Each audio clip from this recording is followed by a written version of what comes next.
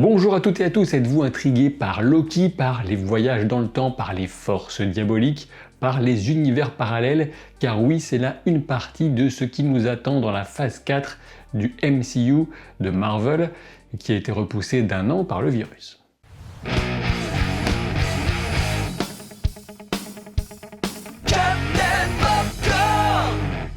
Et on ne sait jamais si vous faites partie de ceux qui se disent un peu fatigués de Marvel, du MCU, sachez quand même que toutes ces nouvelles séries qui seront diffusées sur Disney+, bien sûr, eh bien devraient à mon sens pas mal renouveler le genre, au moins sur la forme, et aussi en termes de développement de personnages, en allant sans doute bien au-delà de ce qu'ont pu permettre les 23 films précédents. Et au fait, en parlant de Loki, si le t-shirt vous intéresse, sachez que vous trouverez un lien en description de la vidéo avec un code à appliquer en plus, donc c'est tout bénef. La série Loki est annoncée pour mai 2021, sachant qu'on aura WandaVision en janvier et The Falcon and the Winter Soldier en mars. Donc Loki est mort, vive Loki, la version du personnage que nous suivrons est celle qui vient d'être arrêtée par les Avengers et vaguement rudoyée par ce bon vieux Hulk qui avait encore un peu de gueule à l'époque du film de 2012. Un Tesseract en main grâce au cafouillage de Endgame et paf, plus de Loki. La séquence qui suit semblerait nous indiquer que la pierre d'infinité de l'espace a un effet très comparable à celui du Bifrost d'Asgard, ce pont magique gardé par Heimdall. Impossible toutefois d'affirmer avec certitude que ce voyage qu'on nous montre correspond exactement à celui entamé par Loki avec le Tesseract en main. Avec le montage, c'est facile de nous induire en erreur. Parmi les effets visuels de ce voyage psychédélique, il m'a semblé remarquer une trame qui pourrait faire penser à celle d'une toile d'araignée. Alors attention, ce n'est peut-être qu'une simple impression, mais ce qui est quasiment sûr en revanche, c'est que le thème des mondes parallèles, des versions alternatives de l'univers principal de Marvel qu'on suit depuis le début, sera au centre de la série Loki, mais pas seulement, aussi très utilisé dans le prochain film Spider-Man attendu pour fin 2021, et très certainement aussi dans Doctor Strange 2, Doctor Strange in the Multiverse of Madness. Et justement cette notion de version alternative du même personnage, à savoir Loki, voire de toile autour de lui, se retrouve également dans l'image du miroir qui était présent dans le penthouse au sommet de la tour Stark, avec un Loki au centre, mais des tas d'autres versions possibles de lui dans tous les autres cercles du miroir. Quand Loki reprend conscience dans un désert, s'agit-il du résultat de son évasion ou d'un autre moment? On remarque qu'il ne semble plus avoir ni le Tesseract ni le bâillon technologique. En revanche, le site de sa chute n'est pas sans rappeler la fameuse séquence du premier Iron Man, tout en laissant supposer qu'il se trouverait a priori en Mongolie, potentiellement dans le désert de Gobi.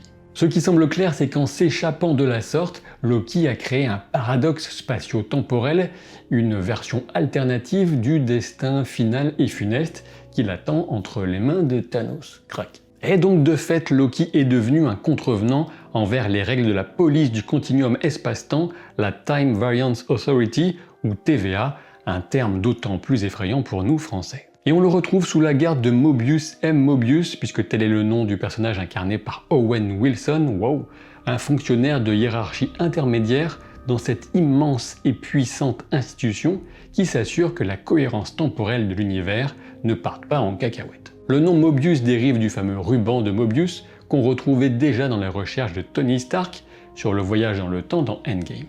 Alors évidemment, on ne comprend absolument rien au bouton de cet ascenseur, mais on devine que tout cela est très complexe et surtout un brin ubuesque, comme l'administration romaine dans un album d'Astérix, ou encore comme dans Umbrella Academy si vous voyez la référence. Owen Wilson connaît bien Loki en effet, puisque nous savons déjà, comme lui, que l'Asgardien aime s'écouter parler. Toki toki.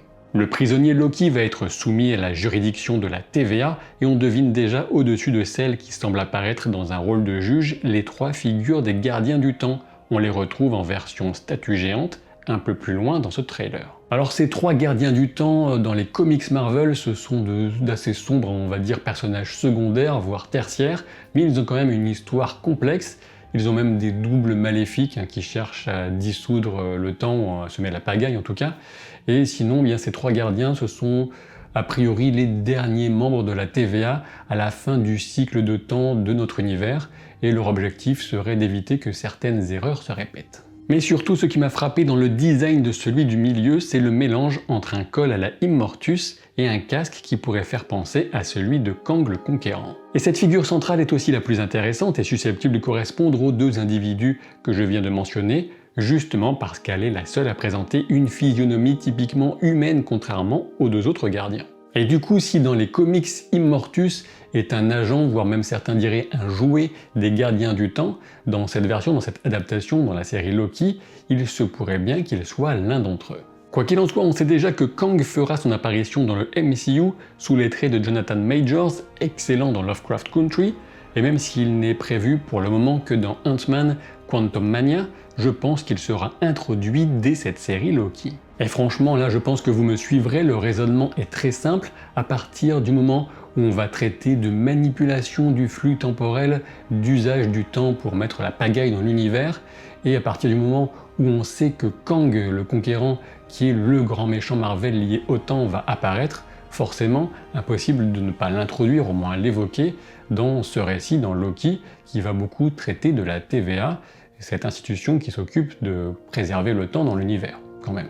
Alors je suppose que pour certains, cette situation avec Kang Immortus, ça peut sembler un peu confus, alors je peux clarifier, mais il y a de fortes chances que cela se transforme en spoiler pour la suite du MCU.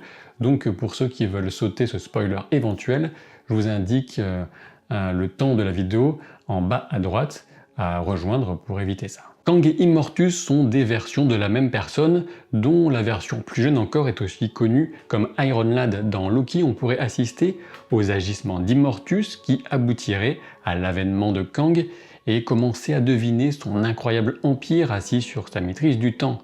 Immortus est normalement une sorte de version finale loin dans le futur de Kang. Il est censé aussi être unique contrairement aux différentes versions de Kang, mais tout cela pourrait être modifié dans l'exercice d'adaptation que nous proposera la série. Évidemment, pas question de laisser les talents de Loki croupir en prison, la TVA va lui montrer son avenir un peu bouché et lui proposer une porte de sortie puisque de toute évidence, ils auront bien besoin de lui. Et même si ce Loki voit sa rédemption aux côtés de Thor et sa mort entre les mains de Thanos, il n'en reste pas moins ce Loki ambitieux, revanchard et immoral. Il ne fait guère de doute qu'il fera d'abord mine d'accepter un accord avant de tenter de se retourner contre la TVA, mais il sera sans doute contraint de se raviser, si besoin un coup de matraque dans la tronche. Parmi les opérations auxquelles participera le fils adoptif d'Odin, on découvre une descente chez Roxcart qui doit correspondre à la chaîne de magasins appartenant à la corporation Roxxon qui a débuté dans le pétrole et qu'on retrouve dans diverses productions Marvel.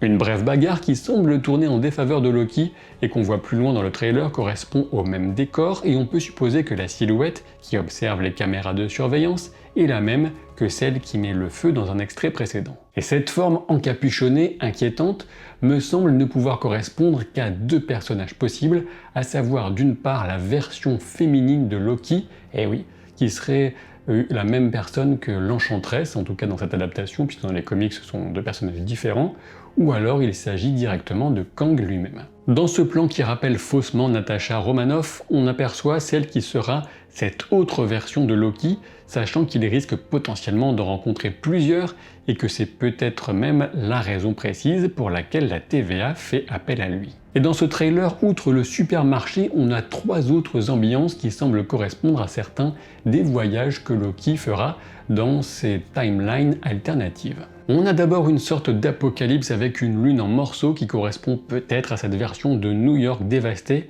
celle où Loki semble être candidat à la présidence américaine, comme dans un comics assez récent, Votez Loki. On a par ailleurs la référence à Dan Cooper, le mystérieux voleur qui avait braqué les passagers d'un Boeing 727 en 1971 avant de sauter en parachute pour ne plus jamais être retrouvé. En sautant, on entend Loki faire appel à Heimdall pour le Bifrost, ce qui laisse éventuellement supposer qu'il s'agirait là encore d'une autre version de Loki, puisque la TVA ne laisserait pas autant de liberté à celui qu'elle a sous la main. Cette grande variété de Loki se retrouve visuellement déjà dans les multiples versions des lettres composant son nom. Enfin, on devine un passage par Pompéi puisqu'on devine 79 en chiffres romains, la date de la destruction de la ville lors de l'éruption du Vésuve. Dans le monde post-apocalyptique en mode Mad Max parodique et en Loki régnant sur un chaos délirant, on devine un fan de Thor qui brandit un marteau, potentiellement une mouvance pour s'opposer à l'élection de Loki justement, et une preuve très claire des improbables voyages qui attendent le Loki central